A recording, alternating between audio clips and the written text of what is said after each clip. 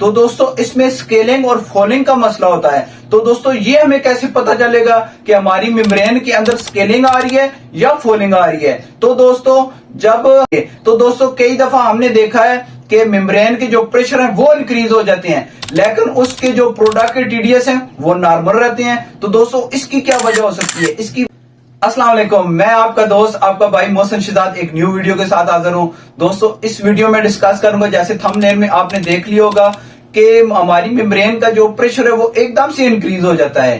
तो प्रेशर दोस्तों किस वजह से इंक्रीज होता है? फॉर एग्जाम्पल अगर इनलेट पे 125 psi होगा और आउटलेट पे 120 psi होगा, तो दोस्तों ये इनलेट पे एकदम से इंक्रीज होके 130-150 psi तक चला जाता है। तो दोस्तों इसकी क्या वजूहत हो सकती है? और कई दफा हमारे प्रोडक्ट के टीडीएस वो बढ़ना शुरू हो जाते हैं। तो दोस्तों ये मेम्ब्रेन में क्या वजूहत, किस वजूहत की बिना पे हमारे प्रेशर बढ़ते हैं और प्रोडक्ट में जो टीडीएस है, जो प्रोडक्ट के हमारे आरओ प्लांट के प्रोडक्ट के जो टीडीएस है वो किस वजह से बन जाते हैं? तो दोस्तों इसमें स्केलिंग और फॉलिंग का मसला होता है। तो दोस्तों ये हमें कैसे पता चलेगा कि हमारी मेम्ब्रेन के अंदर स्केलिंग आ रही है या फॉलिंग आ रही है? तो दोस्तों जब हमारे मेम्ब्रेन के टीडीएस बढ़ जाएंगे, टीडीएस यानी प्रोडक्ट वाटर के टीडीएस बढ़ जाएंगे, तो दोस्तों इसका ये मतलब है यानी कि हमारे प्रेशर जो है ना वो नॉर्मल रहेंगे, प्रेशर नहीं बढ़ेंगे। प्रेशर 120 अगर 125 psi है और आउट पे 120 psi है वो नॉर्मल रहेगा,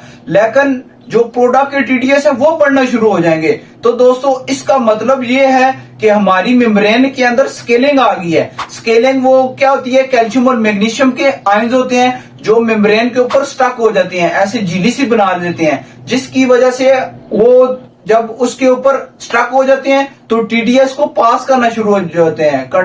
कंसंट्रेशन टीडीएस क्या होते हैं? उसमें हार्डनेस होती है, उसमें कैल्शियम मैग्नीशियम के आयंस होते हैं, उसमें अल्कलाइंस आयंस होते हैं, उसमें तमाम किस्म के मेटल होते हैं, आयरन होते हैं, फास्फेट होता है, दोस्तों बहुत कुछ शामिल होता है टीडीएस में।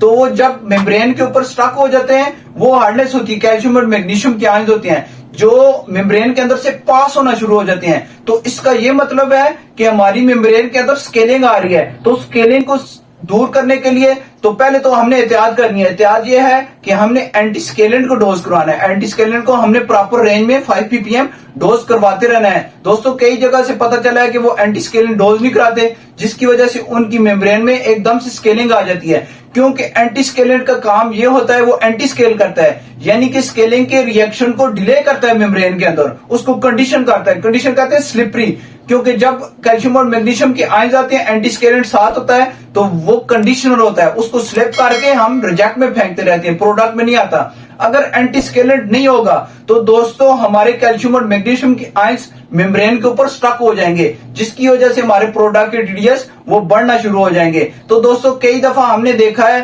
कि मेम्ब्रेन के जो प्रेशर है वो इंक्रीज हो जाते हैं, लेकिन उसके जो प्रोडक्ट के टीडीएस हैं वो नॉर्मल रहते हैं। तो दोस्तों इसकी क्या वजह हो सकती है? इसकी वजह ये होती है कि हमारे जो मेम्ब्रेन के अंदर फॉलिंग आ चुकी है। फॉलिंग वो 2-3 वजूहत की बिना पे आ सकती है। फॉलिंग अगर हमारे रॉ वाटर में जो TSSR टोटल सस्पेंडेड सॉलिड होते हैं वो कैरी ओवर करके, यानी कि sand filter, carbon filter, cartridge filter से पास होके मेम्ब्रेन के अंदर आके फंस जाते हैं, जिसकी वजह से हमारी प्रेशर बढ़ जाते हैं, फॉलिंग बढ़ जाती है, तो वो फॉलिंग करते हैं। तो दोस्तों दूसरी वजह माइक्रोबियल कंटामिनेशन होना शुरू हो जाती है, यानी कि अगर हम रॉ वाटर में उसके बैक्टीरिया को, एल्गी को किल नहीं करेंगे तो वो मेम्ब्रेन के अंदर जाके फॉलिंग करेगा।